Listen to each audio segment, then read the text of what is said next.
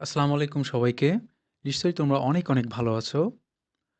আজ আমরা এই ক্লাসে শিখব কিভাবে একটি ইমেইলের ফরম্যাট মুখস্থ করে সব ধরনের ইমেইল পরীক্ষায় আনসার করে আসা যায়। বিগত বছরগুলোতে খেয়াল করলে তোমরা দেখবা পরীক্ষায় ইমেইল তোমাদের ইংরেজি প্রথম পত্রে প্রায় প্রত্যেক বছরই এসে থাকে। কিন্তু তোমরা অনেকেই আছো যারা ফ্রি হ্যান্ড রাইটিং করতে পারো না, যার কারণে তোমরা ইমেইল অনেক সময় আনকমন আসলে পরীক্ষায় লিখে আসতে পারো না এবং এতে করে তোমাদের নাম্বারটা অনেক কমে যায়। এজন্য আমরা এই ক্লাসে শিখব কিভাবে খুব সহজেই একটা ফরম্যাট মুখস্থ করে ইমেইলের সব রকম আনসার করে আসা যায়। তাহলে চলো আমরা ক্লাসটা শুরু করি। ইমেইল লেখার সঠিক নিয়ম। ইমেইল লিখতে গেলে কোন বিষয়গুলো উল্লেখ করতে হবে এবং যেই বিষয়গুলো উল্লেখ করলে পরীক্ষায় ফুল মার্কস পাওয়া যাবে, সেই বিষয়গুলো আগে আমরা একটু দেখে নিই। প্রথমে দেখো দেওয়া আছে প্রেরকের ঠিকানা। প্রেরকের ঠিকানা মানে হচ্ছে যে লিখছে, ঠিক আছে? তার ওই অ্যাড্রেসটা, ফ্রম এর জায়গায় তার অ্যাড্রেসটা লিখতে হবে। প্রাপকের ঠিকানা, যার কাছে লেখা হচ্ছে, টু এর জায়গায় তার অ্যাড্রেসটা লিখতে হবে। পাঠানোর সময়, কখন পাঠানো হচ্ছে ইমেইলটা, সেই জায়গাটায় সেন্ড এর জায়গাটায় ওটা লিখতে হবে। আচ্ছা, তারপরে দেখতে হবে বিষয়। বিষয়টা হচ্ছে যে কি ইমেইলের বিষয়বস্তু কী, অর্থাৎ কোন সাবজেক্টের উপর লিখছি সেটা লিখতে হবে। সম্ভাষণ। সম্ভাষণ হচ্ছে গ্রেটিং এখানে, অর্থাৎ যার কাছে লিখছি তার সাথে আমি কিভাবে কথা বলে শুরু করছি সেটা। তারপরে মূল বিষয়, অর্থাৎ ইমেইলটা আমরা কিসের উপরে লিখছি সেই বিষয়বস্তুটাও অবশ্যই এখানে উল্লেখ থাকতে হবে। তারপরে হচ্ছে বিদায় সম্ভাষণ, ক্লোজিং মার্ক, অর্থাৎ শেষে বিদায়ী কথা, এগুলো থাকতে হবে, ঠিক আছে? তারপর হচ্ছে প্রেরকের নাম। এবার যে লিখছে তার নাম অবশ্যই ইমেইলের শেষে কিন্তু উল্লেখ করতে হবে। এই যে এখানে যেই বিষয়গুলো আমি এখানে বললাম, সেই বিষয়গুলো যদি তোমরা ইমেইলের মধ্যে লিখে আসতে পারো, অর্থাৎ ইমেইলের ভিতরে যদি এই জিনিসগুলো উল্লেখ থাকে, তাহলে অবশ্যই এখানে কিন্তু ফুল মার্কস পাওয়া যাবে। তাহলে কিন্তু আমাদের লেখার সময় অবশ্যই এই জিনিসগুলো খেয়াল রাখতে হবে যে আমি এগুলো ইমেইলের মধ্যে রেখেছি কিনা। এবার দেখব একটি ইমেইল দিয়ে কিভাবে সকল ধরনের ইমেইল লেখা যায়, সেই ফরম্যাটটা এবার আমরা এখানে দেখব। আচ্ছা দেখো, তার আগে পরীক্ষায় কিভাবে তোমাদের ইমেইলের প্রশ্নটা এসে থাকে সেটা আমরা একটু আগে পড়ি। Suppose you are Nahid or Nahida and you are a candidate of HSC or HSC examination. Now, send an email to your friend telling him about your preparation for the coming exam. ঠিক আছে? তাহলে কিন্তু এখানে দেখো তোমার নাম কিন্তু উল্লেখ করেই দিয়েছে। তুমি যেই হও না কেন, তুমি এখন কিন্তু নাহিদ অথবা নাহিদা। এখানে কিন্তু উল্লেখ করে দিয়েছে। তার মানে তোমাকে এইটাই লিখতে হবে, নাহিদ অথবা নাহিদা। আর তুমি এসএসসি অথবা এইচএসসি, যারা এসএসসি পরীক্ষার্থী তারা এসএসসি দিবা, এইচএসসি পরীক্ষার্থী তারা এইচএসসি মনে রাখতে হবে, ঠিক আছে? আর বিষয়টা হচ্ছে কি, বিষয়টা হচ্ছে যে প্রিপারেশন ফর কামিং এক্সাম কার কাছে লিখতে হবে? এই যে এখানে কিন্তু তোমার বলেই দিয়েছে, ফ্রেন্ডের কাছে, ফাদারের কাছে হতে পারে, তোমার হচ্ছে ছোট ভাইয়ের কাছে হতে পারে বা বড় ভাইয়ের কাছে হতে পারে। তাহলে এখানে কিন্তু এই জিনিসগুলো উল্লেখ করেই দিয়েছে। আর বিষয়টা হচ্ছে প্রিপারেশন ফর কামিং এক্সাম, ঠিক আছে? এটা হচ্ছে বিষয়। এরকম পরীক্ষায় তোমার দেওয়া থাকবে। অনেক সময় নাম নাও দেওয়া থাকতে পারে, তাহলে নাম লেখা লাগবে না, তোমার ইচ্ছা মতো যেটা ইচ্ছা সেটা দিতে পারবা, ঠিক আছে? এবার দেখি আমরা দেখি এবার কিভাবে এই ইমেইলের আনসারটা করতে হয়, ঠিক আছে? আচ্ছা এখানে দেখো প্রথমেই দেওয়া আছে ফ্রম। প্রথমেই লিখতে হবে তাহলে কিন্তু ফ্রম, তারপর স্পেস দেব, দিয়ে কি দেব, কোলন দেব, ঠিক আছে? কোলন চিহ্নটা দিতে হবে, দিয়ে আবার একটু স্পেস দিয়ে কি করতে হবে, এখানে আমার নামটা লিখতে হবে। ফ্রম মানে যে লিখছে, ঠিক আছে? যে লিখছে এখানে, আমি লিখছি এখানে, তাহলে এই এই নাহিদ হচ্ছে এখন আমি কিন্তু, ঠিক আছে? আমার কাছ থেকে ইমেইলটা সেন্ড হচ্ছে। তাহলে ওখানে বলে দিছিল না যে ইউ আর নাহিদ, তাই এই জন্য কিন্তু আমি এখানে লিখলাম নাহিদ। তারপর কি করবা তুমি, ১ ২ ৩ এরকম এখানে সংখ্যা বসাই দেবা। তারপরে কি করবে, যে @gmail.com, এই যে @, এই চিহ্নটা দিতে হবে, ইমেইলের এটা চিহ্ন, তারপরে gmail.com। তাহলে কিন্তু এটা কার অ্যাড্রেস? এটা কিন্তু আমার অ্যাড্রেস। এখন যেহেতু আমি নাহিদ, এজন্য কিন্তু এখানে নাহিদ ১ ২ ৩ এরকম একটা সংখ্যা দিয়ে দিব। আর একটা জিনিস মনে রাখবা, এখানে কিন্তু অবশ্যই এই অ্যাড্রেসটা কিন্তু সবগুলোই কিন্তু ছোট হাতের হবে। এটা কিন্তু অবশ্যই খেয়াল রাখতে হবে। ঠিক আছে? এখানে কিন্তু অন্য ভাবে লিখলে কিন্তু হবে না। এখানে যেহেতু ওখানে নাহিদ কথাটা উল্লেখ করেই দিয়েছে, এজন্য কিন্তু আমি এখন নাহিদ। ঠিক আছে? এই যে ফ্রম মানে আমার কাছ থেকে এটা সেন্ড হচ্ছে। তাহলে আমি এখন হচ্ছে নাহিদ। তারপরে ১ ২ ৩ @gmail.com, এটা অবশ্যই ছোট হাতের দিতে হবে। ঠিক আছে? এটা কিন্তু না যদি ঠিক থাকে তাহলে কিন্তু নাম্বার কিন্তু কমে যাবে।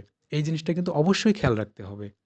আর এখানে একটা জিনিস মনে রাখতে হবে, সেটা হলো যে তোমার যদি এখানে উল্লেখ না করে যায় কোনো নাম, তাহলে তুমি যা ইচ্ছা এখানে দিতে পারবা। কিন্তু যেহেতু এখানে উল্লেখ করে দিয়েছে ইউ আর নাহিদ, এজন্য এখানে তোমার নামটা অবশ্যই কিন্তু দিতে হবে। আর না থাকলে তোমার ইচ্ছা মতো তুমি যা ইচ্ছা ওখানে একটা নাম দিয়ে ১, ২, ৩ এরকম দিয়ে @gmail.com দিলে হয়ে যেত। আচ্ছা, এবার দেখো টু, অর্থাৎ যার কাছে তুমি পাঠাচ্ছ, যার কাছে তুমি ইমেইলটা লিখছো, এবার তার অ্যাড্রেস। এবার দেখো এর নিচে কি করতে হবে? কোলনটা এর নিচেই দিতে হবে। তারপরে স্পেস রাখতে হবে। এবার হচ্ছে যার কাছে তুমি পাঠাচ্ছ তার নাম দিতে হবে। এই যে ওখানে কিন্তু কোনো উল্লেখ করা নেই কারো নাম। যে ইওর ফ্রেন্ড অমুক এরকম কোনো উল্লেখ করা নেই। যদি থাকে তাহলে কিন্তু অবশ্যই সেই নামটাই দিতে হবে। এখানে যেহেতু কোনো উল্লেখ করা নেই, আমি একটা এখানে নাম বসাই দিয়েছি হাসিব ৩, ৪, ৫। ঠিক আছে? এখানে একটা সংখ্যা বসাই দিবা। তারপরে ওই যে আগের মতো এই চিহ্নটা দিতে হবে gmail.com। ঠিক আছে? নিশ্চয়ই তোমরা এই জিনিসটা বুঝতে পেরেছো। এই ২ টা কিন্তু খুব ইম্পোর্টেন্ট বিষয়। কে লিখছে এবং কার কাছে ইমেইল পাঠানো হচ্ছে, এই ২ টা বিষয়। এখানে যদি তোমার নাম উল্লেখ করে দেয় ওখানে, অবশ্যই কিন্তু এখানে নামটা তাহলে তার নামই দিতে হবে। আর যেহেতু এখানে প্রশ্ন উল্লেখ করা নেই, এজন্য তোমার ইচ্ছামতো এখানে নামটা তাহলে দিতে পারবা। আচ্ছা, এবার হচ্ছে সেন্ড, অর্থাৎ কার কাছে এটা কখন পাঠানো হচ্ছে সেই বিষয়টা। তাহলে দেখো এই সেন্ড এই বিষয়টা লিখতে গেলে এখানে ঠিক আবার আগের মতো এরকম কোলনের নিচে কোলনের এই যে, চিহ্নটা দিতে হবে, নিচে রাখবা। এটা খেয়াল রাখবা যে সবগুলোর জন্য একই ভাবে থাকে নিচেই। তারপর দেখো এখানে ১ম এ হচ্ছে তুমি যেই দিনে পাঠাচ্ছ সেই দিনটার নাম লিখতে হবে। তাহলে মানডে, আজকে আমি মানডে দিলাম। এবার কমা দিবা, দিয়ে তারিখ দিতে হবে। আজ ২০ জানুয়ারি ২০২৪। আচ্ছা, তারপরে আবার কমা দিবে। এবার হচ্ছে কখন পাঠাচ্ছ সেই সময়টা উল্লেখ করতে হবে। এখন ৬:৩০ বাজে। তাহলে এইজন্য আমরা দিয়েছি ৬:৩০, এটা PM। তাহলে এটাও নিশ্চয়ই বুঝতে পেরেছো। এবার দেখো সাবজেক্ট। ঠিক আছে? অর্থাৎ ইমেইলের বিষয়বস্তুটা কি? আমি মানে কিসের উপরে লিখছি? দেখো এখানে আমাদের কিন্তু দেয়াই ছিল এখানে এই যে preparation for the coming exam. এজন্য আমরা এখানে দিয়ে দিব প্রিপারেশন ফর দ্য এক্সাম। তাহলে সাবজেক্টটা হচ্ছে প্রিপারেশন ফর দ্য এক্সাম। এখানে যদি অন্য কিছু থেকে থাকে, বার্থডে পার্টি, তাহলে বার্থডে পার্টি দিবা। যদি এখানে থাকে হচ্ছে আর্লি রাইজিং যা থাকবে এখানে তোমরা প্রশ্নের কোশ্চেন অনুযায়ী সেটা দিয়ে দিবা। আচ্ছা, এবার দেখো এখানে ডিয়ার হাসিব দিয়েছি আমি। কারণ হাসিবটা দিয়েছি কারণ এই যে এখানে কিন্তু আমাদের টু ছিল হাসিব। অর্থাৎ যার কাছে লিখছি তার নামটা কিন্তু এখানে দিতে হবে। তুমি ইচ্ছা করলে অন্য নাম দিতে পারবা না। এখানে যেটা দিবা টুতে, এখানেও কিন্তু তাই না। সেই নামটা দিতে হবে। আমি এখানে ফ্রেন্ডের নাম লিখছি, এজন্য এখানে হাসিব দিয়েছি। যদি ফাদার থাকে তাহলে ফাদার দিবা। যদি বড় ভাই থাকে এখানে বড় ভাইয়ের নাম দিবা। ঠিক আছে? এখানে যেটাই পরীক্ষায় উল্লেখ থাকবে তুমি সেটাই এখানে বসাই দেবা। তবে অবশ্যই টু এর জায়গায় যেটা দিবা এখানে কিন্তু সেটাই বসবে। আচ্ছা, এবার দেখো কি দিয়ে আমি শুরু করব। এট ফার্স্ট টেক মাই সালাম or cordial love.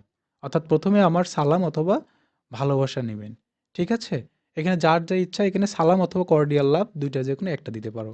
I hope you are hale and hearty by the grace of almighty. সৃষ্টিকর্তার রহমতে আশা করি তুমি অনেক ভালো আছো।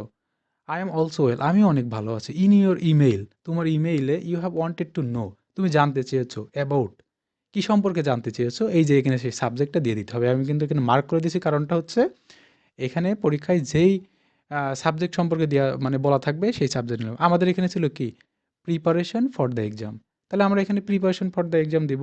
You have wanted to know about my preparation for the exam, তুমি আমার তুমি জানতে চেয়েছো যে আমার পরীক্ষার প্রিপারেশন সম্পর্কে। ঠিক আছে? তাহলে এখানে যে সাবজেক্ট থাকবে এখানে তুমি সেটা বসাই দিবা। Now I am writing about it, এখন আমি এটা সম্পর্কে লিখছি বা তোমাকে বলছি। ঠিক আছে? আচ্ছা, এরপরে কি করবা তোমরা?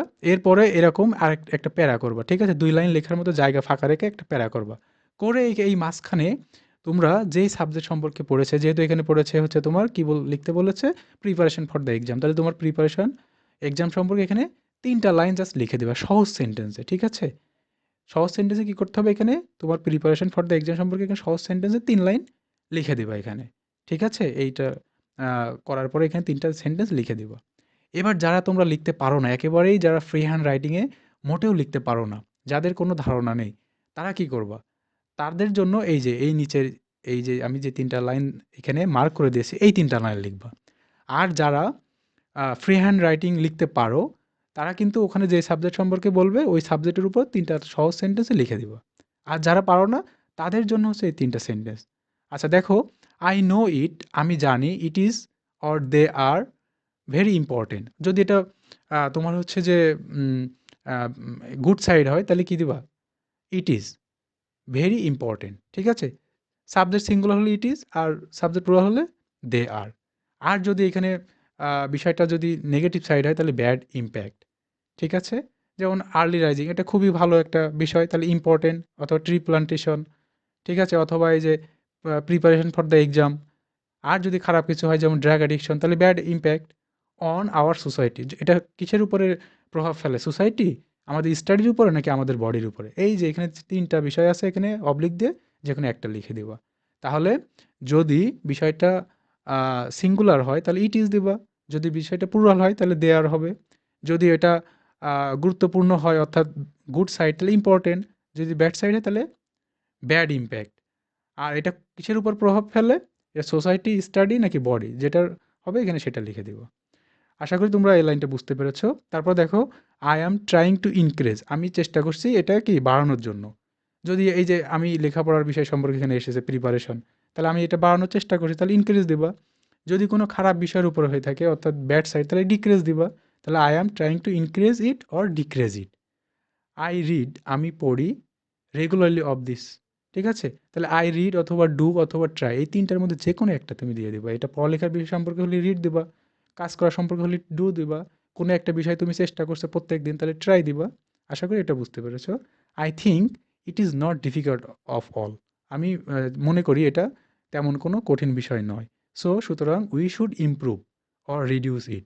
যদি এটা ভালো বিষয় হয় তাহলে কি আমাদের ইমপ্রুভ করা উচিত, আর যদি খারাপ বিষয় হয় তাহলে আমাদের এটা রিডিউস করা উচিত। তাই না? যেটা হবে সেটা লিখে দেবা। তাহলে এই যে ৩ টা লাইন আমরা কখন লিখতে বলছি? যখন তোমরা একেবারেই ওই বিষয়টা সম্পর্কে ফ্রি হ্যান্ড রাইটিং এ লিখতে পারবো না, তারাই কিন্তু এই ৩ টা লাইন লিখবা। আর যারা ফ্রি হ্যান্ড রাইটিং এ লিখতে পারো, তারা যে বিষয় সম্পর্কে ইমেইল আসবে সেই বিষয়ে ৩ টা লাইন লিখে দিবা।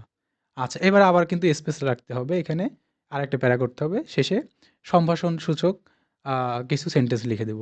নো মোর টুডে, আজ আর নয়। কনভে মাই সালাম to your parents and love to the youngers. অর্থাৎ তোমার বাবা মায়ের জন্য রইল সালাম এবং ছোটদের জন্য রইল ভালোবাসা। ঠিক আছে? এবার কি করব? ইয়োর লাভিং ফ্রেন্ড, যদি বন্ধু সম্পর্কে হয় তাহলে এখানে কি লিখব? Your loving friend. যদি এখানে ছোট ভাইয়ের কাছে কাছে হয় তাহলে ইয়োর লাভিং ব্রাদার দিব। ঠিক আছে? এবার শেষে তোমার নাম, অর্থাৎ যে লিখছে ইমেইলটা, এখানে কিন্তু যা ইচ্ছা তাই দেওয়া যাবে না। এই যে আমরা কিন্তু এখানে ফ্রমের জায়গায় যেই নামটা লেখা ছিল নাহিদ, তাহলে তুমি এখন নাহিদ, এজন্য এখানে তোমার নামটাই লিখে দিতে হবে। এভাবে তোমরা যদি ইমেইলের আনসারটা পরীক্ষায় খুব ভালোভাবে দিয়ে আসতে পারো, তাহলে নিশ্চয়ই তোমরা ফুল মার্কস ইনশাল্লাহ পেয়ে যাবে। ঠিক আছে? আর যারা ফ্রি হ্যান্ড রাইটিং লিখতে পারো তাহলে কিন্তু অবশ্যই তারা ফ্রি হ্যান্ড রাইটিং লিখবা, এই ৩ লাইন তাদের আর লেখা লাগবে না। আর যারা ফ্রি হ্যান্ড রাইটিং লিখতে পারো না, তারাই কিন্তু এই ৩ টা লাইন লিখবা। ঠিক আছে? আশা করি তোমরা বুঝতে পেরেছো এবং এভাবে যদি লেখো তাহলে পরীক্ষায় ইনশাআল্লাহ ফুল মার্কসই পাবে। আজ তাহলে এই পর্যন্তই। ভালো থেকো, সুস্থ থেকো এবং ভিডিওটা দেখার জন্য অসংখ্য ধন্যবাদ।